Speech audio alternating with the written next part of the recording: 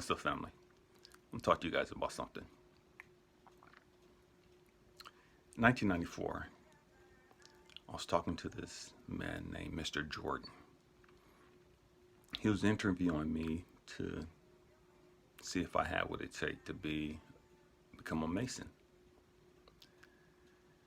And so I'm standing in front of his desk, and he asked me, what books do I read?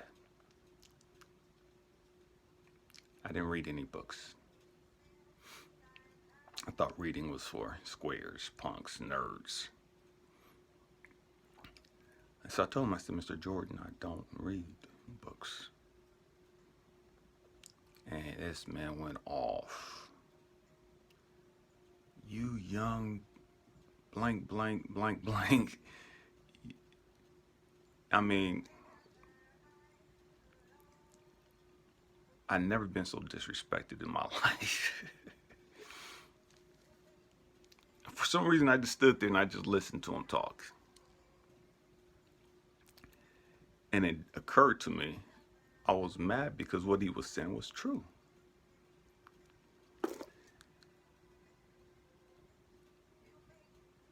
He gave me a book. This book right here. Black Boy, Richard Wright. Told me to go home and read it. And when I get done, come talk to him. I went home. 2 days later, I was back in his office. And he looked at me. He said, you didn't finish reading that book. I said, I did. Told him everything happened in the book. I truly, genuinely read the entire book. And he was like, okay. He handed me another book. The Invisible Man by Ralph Ellison. Come back and talk to me when you get done. Okay. 2 days later, I was back in his office.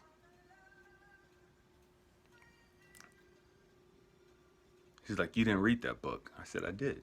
Told him what the book was about.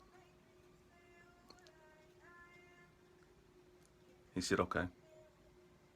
Now that you told me what the book is about, and you told me what Black Boy is about,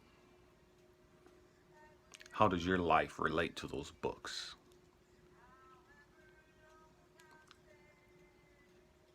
So I explained to him how both books related to my life.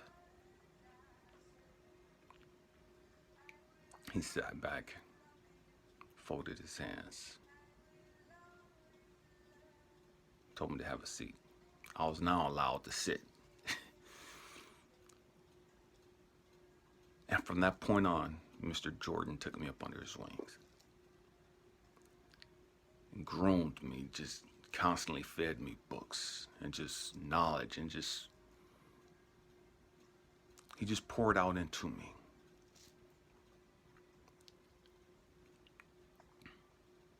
He watched me grow in the Masonic fraternity all the way up to the 32nd degree.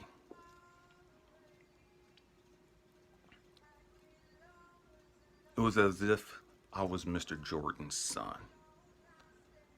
And he saw something in me, and he was pouring all that he had into me. Why do I share this? Because so many people have an opinion on the Masons. And I don't care what your opinion on the Masons are. I really don't. I've been a Mason since 1994. That's longer than most of you have been alive. And those of you that are older than that, I'm positive I know far more about the Masonic fraternity than you do, than you think you do, than the videos you've watched on YouTube and just stupid stuff you've heard. You can't tell me anything that I haven't heard about the Masons. But I promise you, because of my experience with it, I could share a whole lot more with you about it than you can with me.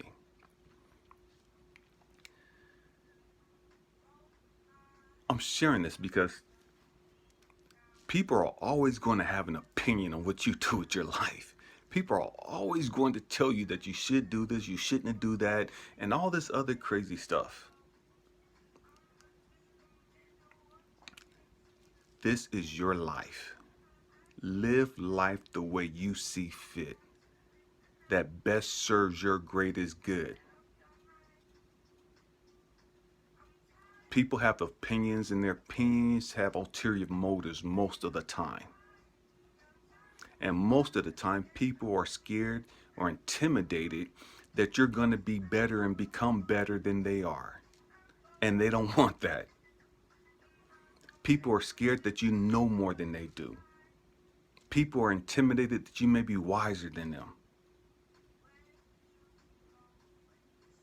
You cannot live your life based on what everybody else is telling you you should be doing.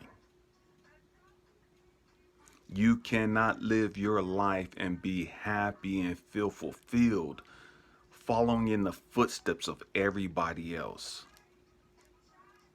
This is your journey. Your journey. As long as you're doing what everybody else is doing, you're going to feel frustrated and you're going to resent them later on.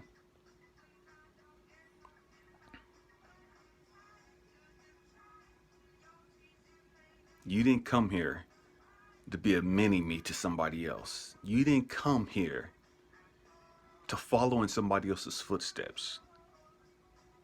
You came here to blaze a new trail.